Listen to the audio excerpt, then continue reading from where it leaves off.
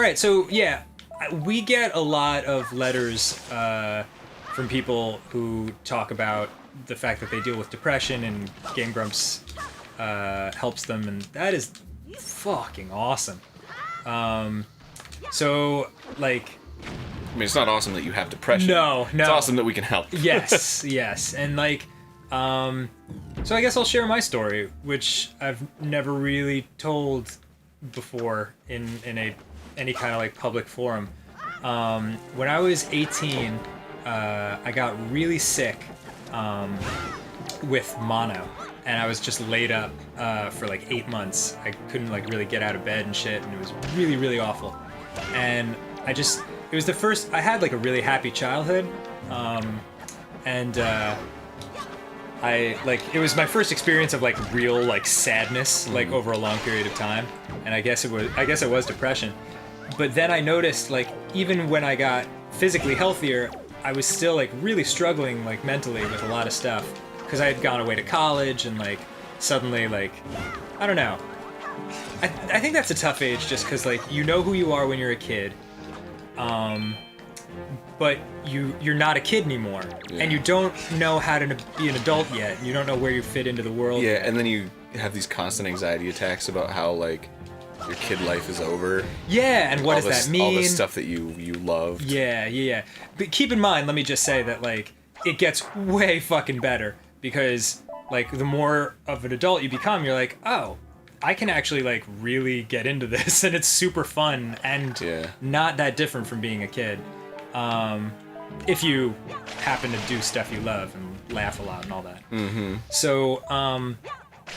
So yeah, I started noticing that like I was just like really sad all the time, and really like having a lot of trouble just getting out of bed in the morning, and like things were bothering me. And basically the short version of the story is I had obsessive compulsive disorder, and it was undiagnosed, and I didn't really know what it was.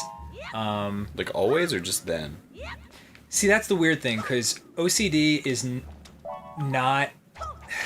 It's hard to separate from, like, your normal life. It's more just, like, an exaggerated form of what everybody has. Like, how can I describe it? Like, if something shitty happened to you, and it bothered you, like, it would bother anybody. But, like... a quote-unquote normal person would get over it in like 20 minutes or whatever. Right. But for you, it would bother you for weeks or whatever. Like, okay. So that's the best way I can describe. It's just an exacerbated form of like your natural personality. So OCD kind of like feeds on your imagination, so it's different for everybody. But for me, like, it was that everything in my mind would not stop connecting. Like I had too many associations constantly happening in my mind, and as a result, like I couldn't do anything. So like, okay, here's an example. Let's say I wanted to go bike riding right now. When I was struggling with it, my mind would be racing constantly, and it would be like I'd have an image of my head riding a bike, and then I'd think of me riding a bike when I was a kid back home. Then I'd start thinking of home, and then I'd start thinking, well, my girlfriend's in my ex-girlfriend is in my hometown. I don't like my ex-girlfriend, therefore I can't go bike riding. You know what I mean? Like, my mind would associate everything until it would get to something that made me sad, and then I couldn't disconnect the sad thing from what I wanted to do. And as a result, I just couldn't do anything.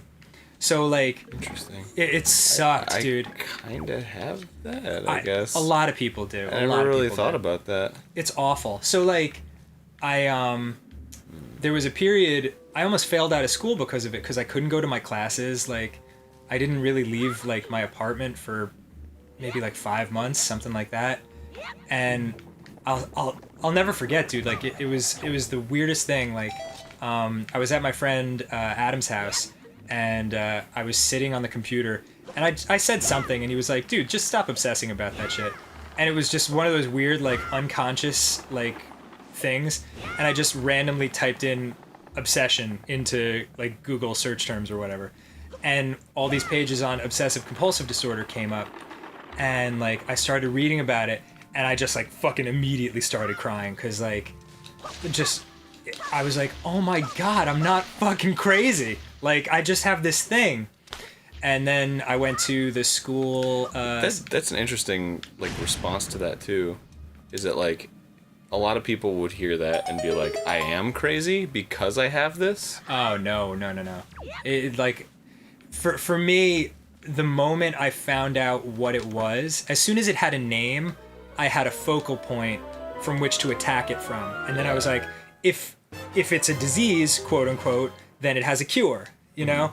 But when it was just like this nameless thing like hanging over my life, it was just really, really tough. That's why I tell people like, don't be scared to like go to therapy, and like don't think of it as like a sign of weakness to like ask for help if you're feeling sad, because like there's people out there who are like who want to help you and are qualified to help you. Yeah, that's the thing, is they're qualified to help you. Yeah. They know what they're doing when it comes to like your fucking head. Yeah.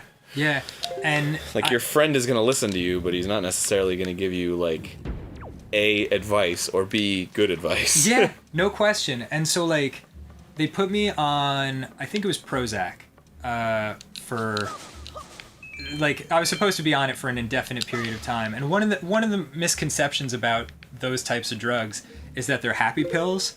They're definitely not. They like they don't make you happy. They even things out like in your mind so you can think clearly and solve your own problems. You know, like you have to take the initiative and be like, no, I'm not gonna fucking live like this. Right. It's the same thing with like my ADD medicine. Yeah, exactly. Like I don't need it to function, but it really does. Like I always feel like I can take it for a little bit and then I get into these good habits, and then when I'm off it, then I can carry that through. Yeah. It's amazing because I think back to those times, which now seem so distant. You know, they were like over a decade ago. Yeah. And like I'm just so happy now, like all the fucking time, because like I know what it's like to be sad, you know, and like it gives you like there's the two different kinds of happiness, you know. There's the kid happiness where you're just like, I'm happy because everything's awesome and new and interesting. I'm having a great time. Yeah, and then there's the other happy, like the light at the end of the tunnel happiness, where you're like, I had to go through some shit, and like I earned this, you know. Yeah, the mellow happy. Yeah. The at peace kind of feeling. The like half-opened eyes relaxed on the couch. Yeah, totally. So that's the very truncated version of my story, but like basically after so like that's when I went to France like as an exchange student, and that really helped me too, like going to like a totally new place and like seeing like different environments and just being like, hey, you know what, like the world isn't what I thought it was. There's like a lot more to it that I haven't seen. Oh, that looks friendly. And so like, and I had this big like, maybe this is like overly dramatic to say, but it is what happened. Like there was like this really pretty lake in the middle of the town I was staying in, and I was on Prozac for I guess like 6 months, and then like while I was out there I was like, I don't fucking need this shit anymore. Like this shit is I just feel good and I'm done. And so I like took Did you throw it? I did. Nice. I took the pill bottle and fucking threw it into the lake. Yes. Yeah, it was like one of the most satisfying like personal moments, I guess. That's super cool. And I've never told anybody that before. I would love to have a story like that. My life is so not that. Everybody has their things, man. Their catharsis. Yeah.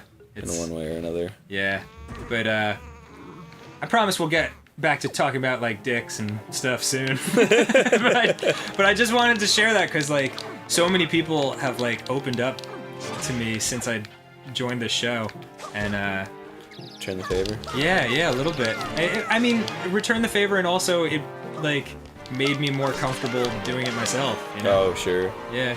Yeah, it's there was a long time where I was very uncomfortable letting myself out there in the world. Right. Because of like, you know, it's particularly like specific communities that I was a part of were like very harsh on people.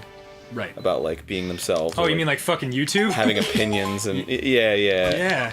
Well, it was like particularly Newgrounds. Like I met a lot of my really good friends from Newgrounds. Right. And there was a really like tight, cool community. But there was also a lot of like extreme douchebags. Like not like the YouTube stuff is like when you read YouTube comments, it's just like stupidity. Right. But when you read Newgrounds comments, it's like these people will like follow your work just to like wreck you. Oh, of course, yeah.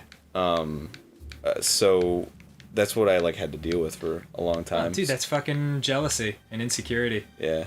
If you're secure in yourself, like, there's no reason to fucking dedicate your life to being an asshole. So yeah, I mean, I'm sure among other things, but certainly that.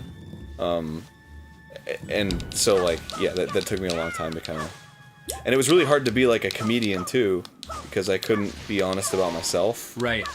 If I was trying to like be this thing that wouldn't get made fun of all the time. Exactly. You have to be, you have to just like be at peace with what you are and what you really want to be. Like a lot of people will say like I'm an aspiring artist or I'm an aspiring like writer. Like no, like you're a writer. Yeah, I hate that. You're I not. always say that. Like if you're doing that shit every day, like that's what you are. Like there's no just own it. And there's this really cool book called The Artist's Way that I really like, and it talks about that a lot. And it's like don't be shy about calling yourself an artist. Be fucking proud of that shit, because that's what you are, and you're not anything until you can proudly declare that you are that, you know? Yeah, definitely. So yeah, and do it every day. That's the other thing. That's something that Jesse Shell says in his book, Art of Game Design. I don't. He says if you want to be a game designer, you just have to say it to yourself. Yep. That I am a game designer. Don't be scared. Yeah. Like you have something to offer that no one else can bring. Yeah, I mean it's you know, I still value humility like quite a lot, but Oh yeah. there's a level where it's too far. I think it's and it holds you back. I think it's the difference between like proudly announcing it to yourself and like running around and being like, suck my dick, I'm an artist. Exactly. Yeah. Yeah, definitely. Yeah, don't get me wrong. Don't be an asshole. That's really the gist of it. Yeah. Yeah, what was it? Oh man, there was a quote that I was like, I was thinking about. Oh. It was something that somebody posted recently that was like, something to the effect of,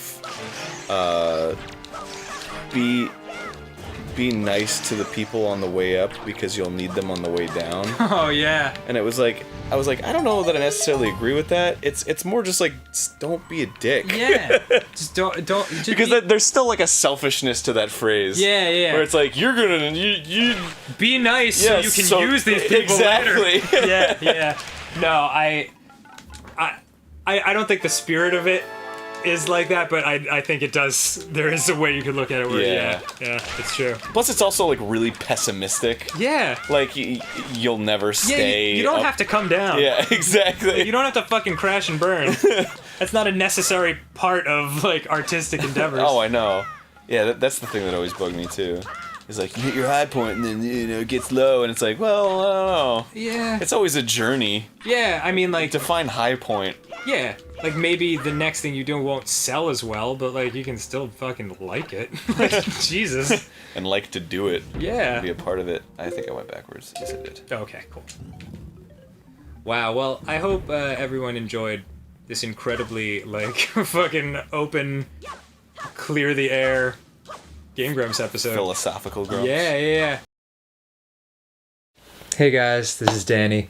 I just really wanted to quickly say at the end of this episode, I've been getting a lot of your letters lately after what I shared in the 19th episode of Wind Waker. And there's just too many for me to read and respond to. It's just been like an amazing flood of stuff. And I just wanted to say how grateful I am. Please don't take it personally if I can't respond to all of them, because I've tried to do as many as I can, but I'm very moved that me sharing my story had a cool effect on a lot of you, and that it meant something to you, because it meant something to me to share it with you. So that was very cool. One thing I did want to say that someone pointed out that made a lot of sense. about the part that when I threw my medicine away, that worked out for me, but I'm very lucky it did, and that's not something you should do. If you are in that situation and you're on medication, and you feel like you're ready to get off it, you should talk to your doctor and make that decision with someone qualified. Because I got away with something kind of stupid, but I don't want you to make that same mistake. And that's pretty much it. You know, we're all in this together, and I'm just very, very touched that so many of you wanted to share your stories with me, and you're awesome. So thank you very much, and we'll see you for more dick jokes and good times soon. Bye.